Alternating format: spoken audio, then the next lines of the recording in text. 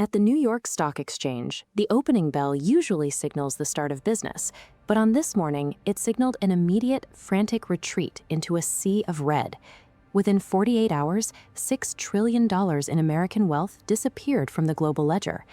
The Dow Jones dropped 1,600 points on day one and another 2,200 on day two, creating a vertical cliff. A secondary line, the VIX fear gauge, shattered records from the 2008 collapse and 2020 pandemic, spiking virtually off the chart. Analysts struggle to find a parallel in traditional market cycles or speculative bubbles. This destruction was the direct result of a specific executive decision.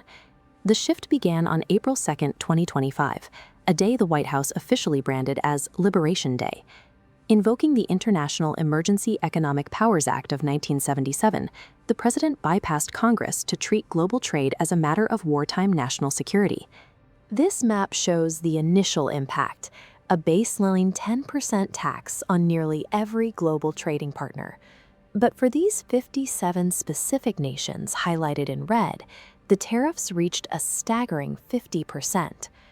The primary architect of this trade strategy was White House advisor Peter Navarro. Navarro based his policy memos on the theories of a macroeconomic expert named Vara. However, Vara was a fabrication, a fictional persona created as an anagram of Navarro's own name. The most significant shift in modern American trade policy relied on a non-existent persona. Retaliation followed instantly. China responded by raising taxes on American goods to 125%. Washington countered by raising the ceiling even higher, imposing a 145% tariff on Chinese imports. Away from the global headlines, Barton O'Brien felt the impact at his small business, Baydog, which sells pet supplies like harnesses and life jackets. O'Brien was expecting a $150,000 inventory shipment. Under the new rules, he was suddenly billed an additional $217,000 in taxes just to bring the goods into the country. Facing those numbers, O'Brien realized it was cheaper to burn his inventory at the factory than to pay the cost of importing it. Small businesses became the casualties of a high-stakes geopolitical calculation. 1 week after the initial shock, the economic landscape shifted again because of a single post on Truth Social. On April 9th, the president announced a 90-day pause on all newly enacted tariffs. The market response was explosive. This chart shows the S&P 500 surging nearly 10% in minutes, marking the largest single-day gain for the index since 2008. The global economy remained in a state of extreme volatility, moving entirely in response to social media updates. While the markets fluctuated, over 1,000 American companies filed lawsuits challenging the legality of the executive order. In February 2026, the Supreme Court issued a 6-3 ruling that struck the tariffs down. The court determined that the president cannot use laws intended for emergency regulation as a primary tool for imposing taxes. With the executive power checked by the judiciary, the trade war appeared to reach its conclusion. The ruling forced a massive financial reversal, with the government ordered to issue $166 billion in refunds. Those refunds were distributed exclusively to the 330,000 corporations that had paid the initial import fees. For American families, the financial impact was different. They absorbed the cost of the tariffs through months of inflated prices at the grocery store. Each household paid an estimated $1,000 penalty in higher costs. But unlike the corporations, those families received no refund. Within hours of the court's ruling, the White House invoked a different law, Section 122 of the Trade Act of 1974. Look at the sheer violence of this market spike. This line represents the exact moment a single Truth Social post hit the internet, announcing a 90-day pause on new global tariffs. On the trading floor, days of absolute panic dissolved into a desperate scramble to buy back in as the numbers finally flashed green. This rally represents a desperate emergency brake pulled at the absolute last second. The market only found air because the administration momentarily stopped the bleeding. Treasury Secretary Besson and Commerce Secretary Lutnick were forced to physically haul a rogue advisor away from the president's inner office. That isolated advisor was Peter Navarro, the man the administration dubbed the tariff whisperer. Less than 12 months prior, he was sitting in a federal prison cell. Navarro effectively neutralized the federal bureaucracy, placing the trajectory of the national economy under the control of a single unvetted staffer. Navarro's reach into the West Wing began with an Amazon search algorithm. Jared Kushner dialed the author of a book he found online, looking for a combatant rather than a consensus builder. Navarro built his doctrine on memos citing a supposedly brilliant academic expert named Vara. But Vara is a ghost, an anagram of Navarro's own name, a fabrication to provide an academic veneer to his theories. Despite being an easily verifiable fraud, these ideas were formally absorbed into the massive Project 2025 transition playbook, codifying them as official policy. The administration's core trade strategy rested on a phantom, systematically stripping away economic guardrails before the president even took the oath of office. By February, the administration weaponized a law known as IEEPA. Citing a national emergency over fentanyl, they bypassed Congress and slapped an instant 25% tax on everything crossing the borders of our closest allies. This equation shows the crude logic used to calculate the subsequent global tariffs. Take a country's trade deficit, divide it by total imports, and simply cut the number in half. The math was applied with such blind automation that it triggered a 10% tax on a completely uninhabited Antarctic island, populated only by penguins. The resulting policy was an indiscriminate mathematical wrecking ball that was swung across the map with absolutely zero institutional oversight. In early April, that 10% minimum global tariff went live, immediately choking global supply lines. This timeline charts the retaliatory spiral that followed. China hit back at 34%, triggering an overnight countermeasure that skyrocketed the tax on Chinese goods to 145%. Institutional panic set in. Global finance aggressively dumped U.S. Treasury bonds, liquefying the perceived safest asset on the planet. In a 48-hour window, $6 trillion of American wealth simply ceased to exist. Which brings us back to the current 90-day pause. Wall Street is still catching its breath, but inside the White House, Navarro is operating in the shadows. Navarro is using this pause to move past Lutnick and Besant, preparing a second wave that ignores previous legal constraints. While government lawyers are tied up in court defending the first round of executive orders, the next wave is actively being drafted. This upcoming maneuver relies on entirely different executive mechanisms, designed specifically to bypass the legal vulnerabilities that temporarily stalled the initial orders. Before we look at what comes after the 90-day pause, we have to audit the wreckage. To understand the threat heading toward us, we need an accounting of the initial tariff wave. For decades, the average U.S. tariff rate was a stable 2.5%. In 4 months, it skyrocketed to a century-high 27%. These escalating brackets hit the Washington-Beijing corridor, jumping from 34% to 84%, and finally locking at a terminal 145%. The macro-level taxes created an immediate physical vacuum at the Port of Los Angeles, where cargo volumes vanished almost overnight. At the docks, the silence is a physical weight. Logistics veterans like Mark Nevis must now spend their long daily shifts waiting for ghost shipments that will never arrive. Within 4 months, the movement of global trade simply stopped. The damage bypassed the coastal ports and bled directly into the American heartland, hitting small businesses in places like Pennsylvania and Maryland. For a hydraulics company in Pennsylvania, a $48,000 component invoice exploded into a $130,000 liability. That is $70,000 in pure liquidity sucked out of the company. In Maryland, a $34 dog harness suddenly required an $86 price tag just to cover the tax. The cost of the levy began to vastly exceed the cost of the actual product. For some importers, market logic became so distorted that burning the inventory was more profitable than paying the government for the right to sell it. This economic cancer was designed to drain the cash meant for payroll, expansion, and survival. The agricultural sector proved that the damage wasn't limited to imports. Farmer John Ash cut his planting by half after his export yield was intentionally vaporized. Canada struck back with $20 billion in vengeance taxes. A 10% tariff threat on Canadian energy sent heating oil prices in Vermont into a vertical climb, forcing families to choose between heat and groceries. This map shows the synchronized retaliation spreading across the globe. Brazil hit American exports with a 40% penalty, while India levied a 25% tax on the US in response to shifting oil policies. China delivered the final strike, a precision embargo on the foundational elements required for modern technology and American defense. They severed the supply chain for gallium, germanium, and antimony, the rare earth minerals that power everything from smartphones to military jets. This global counterstrike systematically dismantled the trade order, one country at a time. By October, the trade war entered the American Medicine Cabinet.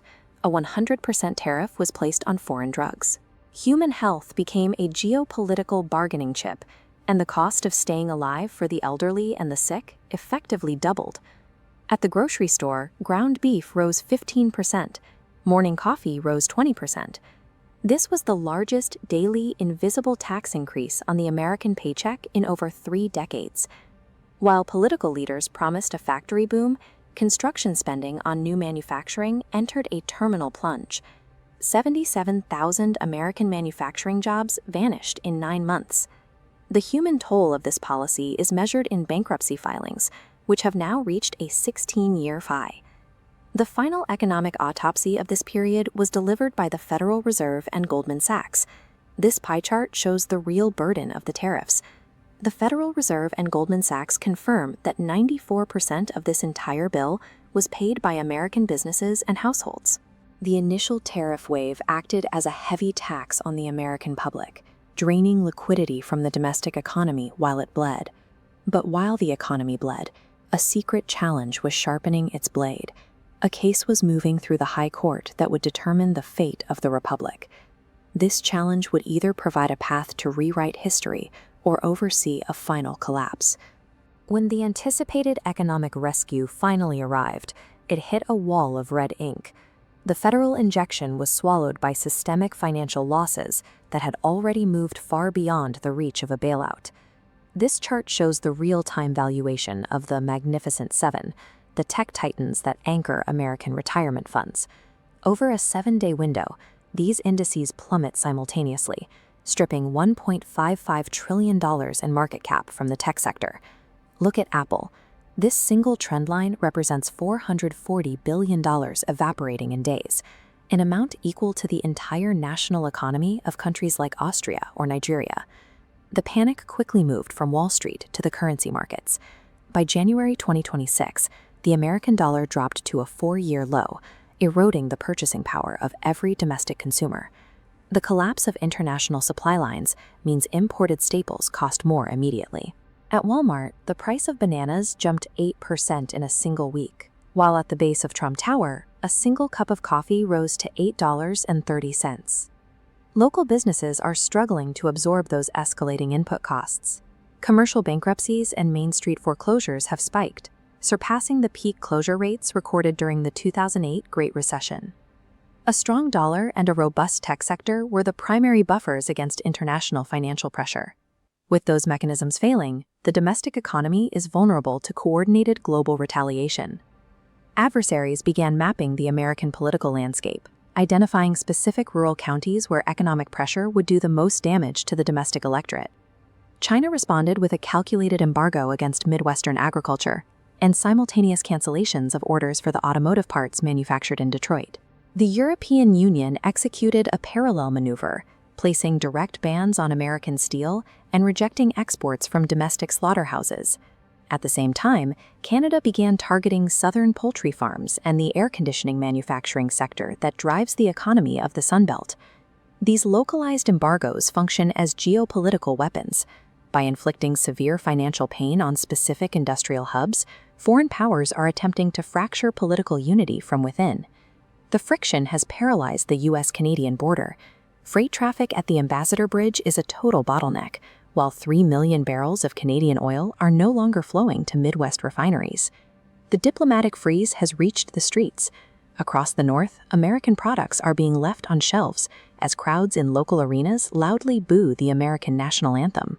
The most critical casualty of this global trade freeze hit the defense sector, where production of the F-35 fighter jet simply stops. China has weaponized the rare earth minerals required for defense microchips. They have locked down access to gallium, germanium, and antimony, the elements needed for missiles and advanced flight systems. A superpower's military cannot project force without a functioning global supply chain. Without these microscopic raw materials, trillions of dollars in physical defense hardware cannot be maintained or deployed. As military production stalls at home, the Pacific theater is escalating.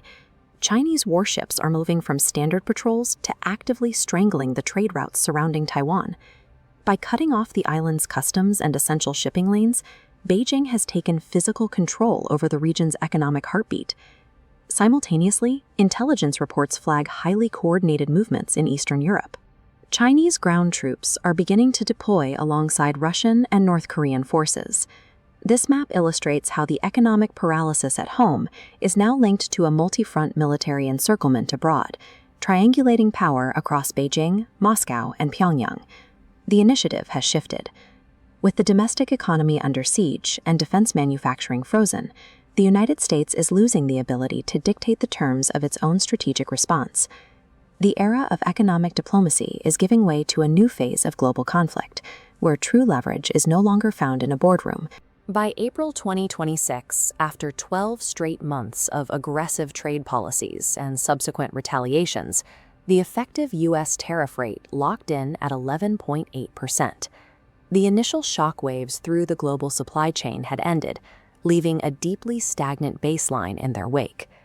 The first attempt to walk back this policy came from the judiciary. When the Supreme Court struck down the original wave of executive tariffs, it triggered an immediate, massive financial liability for the federal government. Under the court's order, the Treasury had to process $166 billion in mandatory refunds. Over 330,000 global corporations lined up to reclaim the taxes they had paid over the previous year. But the legal system offered zero mechanism to pass that restitution down the supply chain. Those corporations absorbed billions in government checks, while the elevated shelf prices they had already passed on to retail shoppers remained exactly where they were. Rather than accept the judicial rollback, the White House pivoted. The administration immediately sought an alternate route to maintain the economic pressure without requiring congressional or judicial approval. This diagram outlines that maneuver. By invoking Section 122 of the Trade Act of 1974, the executive branch bypassed the courts entirely, instantly dropping a 10% global tax back onto the domestic economy while the inevitable legal appeals piled up. The rapid succession of the rollback and the immediate executive override created a structural trap.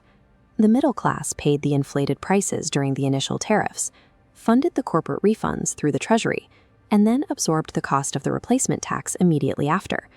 The consequences of maintaining this friction are highly localized. Data from the Federal Reserve confirms that the resulting economic pressure is isolated entirely to these specific domestic policy choices. This chart visualizes the trajectory of core goods.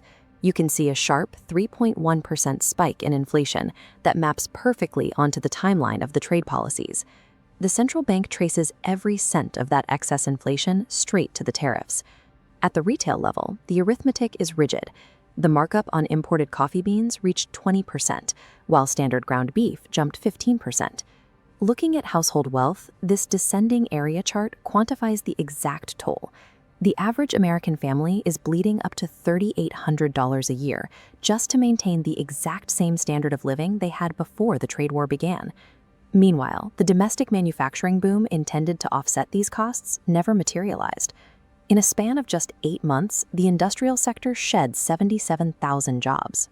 Corporate bankruptcies surged to levels unseen since the fallout of the 2008 financial crisis, pulling the University of Michigan Index of Consumer Sentiment down into a record-breaking historical valley. The working class is actively financing an industrial strategy that is dismantling their own local economies. As the domestic economy fractures, the geopolitical vulnerability increases. Rival nations are positioning themselves to exploit the severe strain placed on the US dollar. Security experts are modeling the mechanics of a secondary assault, a coordinated dollar crisis. The central vulnerability lies in Beijing, where the Chinese government currently holds roughly $1 trillion in United States debt. If foreign powers liquidate their U.S. treasuries, the sheer volume would force domestic interest rates into a violent upward spiral. This spike fragments directly into the consumer credit system. Variable rates on auto loans, credit cards, and mortgages would instantly become completely unpayable. The American consumer is pinned in a highly unstable position, drained by a persistent domestic price squeeze and highly exposed to an external financial attack. But the defining characteristic of global supply chains is their inertia. The economic pain materializing in the spring of 2026 does not represent the actual total of the tariffs.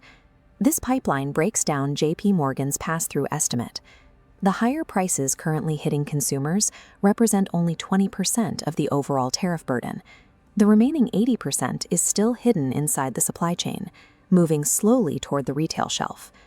Because manufacturing cycles, overseas shipping, and inventory turnover operate on long-term contracts, it takes over a full year for the compounded costs of a global tax to finalize their journey from the factory floor to the cash register. According to the timeline of executive orders, the full weight of that delayed 80% is scheduled to hit the domestic market in October 2026. That month marks the exact point of convergence. The long-delayed peak of hyperinflated retail goods will arrive precisely as household savings run dry and unpayable personal debt reaches its maximum limit. Policies drafted to protect American industry ultimately isolated the American shopper, leaving corporate balance sheets intact while transferring all financial risk to the citizen. By the time the October shock arrives, the middle-class runway will be gone, and there will be no legal mechanism left to stop it.